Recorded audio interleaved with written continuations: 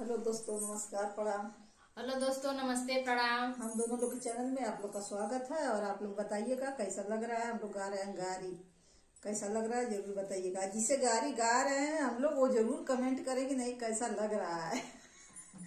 सबका नाम लेके गाया जा रहा है, वो जरूर कमेंट करेंगे गारी का मजा कैसा आ रहा है।